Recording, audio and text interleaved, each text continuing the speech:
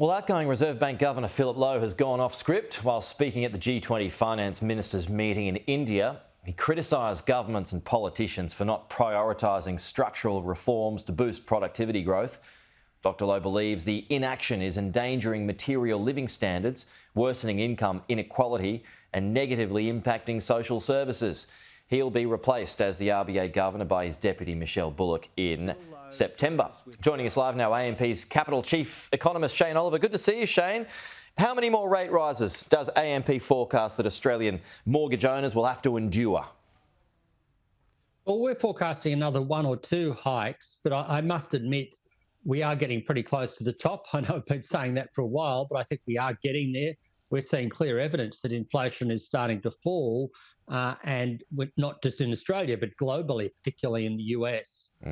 And we've also seen signs in Australia that rate hikes are starting to work in the sense that they're slowing economic growth, that we now have a significant risk of a recession. So bottom line is we are getting close to the top. If we're not there yet, we're pretty close to it. Our base case is, another one or two more hikes, but I suspect that as we go through next year, interest rates will be coming down. Oh, okay. So when do you expect the first cut to come in? Probably around February. I think by the time we get to February, it's going to be clear that the economy has slowed immensely, if not starting to contract a little bit, particularly in relation to consumer spending. So by then, I think the Reserve Bank will start cutting interest rates. Obviously, still a fair way to go to get to that point, but I think that's the direction we're heading in. As soon as that happens, though, do people just start spending again and then inflation takes off? Well, I guess it depends on the amount of damage that has been done to the economy by the higher rates, because even if we go up, say if we go up one or two more times from here, say 4.6% on the cash rate, then we start falling. We expect a cut in, say, February, then maybe another one in May.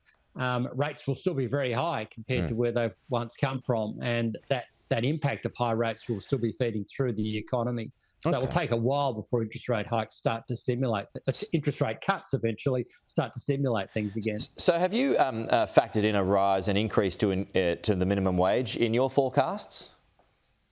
Look, we have. If we hadn't seen, if you go back to the end of May, there was that rise in the minimum wage. I think when you look at it in full, it's about 8.6%, 8.5%, and the faster rise in award wages this year, which I think was around 5.5%. Both of those numbers are much stronger than they were last year. And that was what drove us to think, well, we're going to see more from the RBA. We did see more, in fact, in June, and of course, pause last week or a couple of weeks ago, and it leads to the risk of more hikes. So it was that increase in awarded minimum wages, which I think tipped the RBA over the edge in terms of hikes, because it adds to wages pressure and runs this risk in the Reserve Bank's mind. I think that if you get ever stronger wages growth, chasing inflation higher, that runs the risk of locking inflation in at higher levels. Yeah, I was talking to Warren Hogan about this, and he says this is not for now, but this might come well down the track, that these increased wage rises for the lowest paid may well take the cash rate to above 5%, again, down the track. Are you at that kind of territory? We're not at that kind of territory, because I think as time goes by, you're going to see a significant negative impact on the economy from the rate hikes we've already seen. But yes, it is that pickup in those wages, which I think is a major risk. And you're just going to look at the UK, where wages growth is running around 7.3%. To see the problems they're facing and trying to get inflation back down.